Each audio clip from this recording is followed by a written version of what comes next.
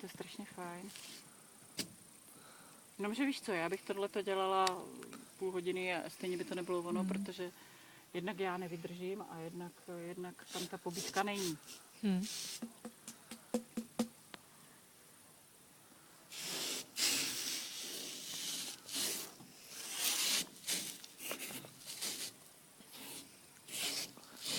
Ale on je hrozně šikovnej, on s tím jde na tu pobídku i bez té nohy.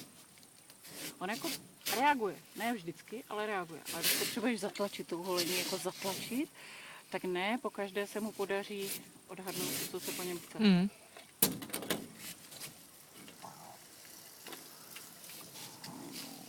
Odvejkni to.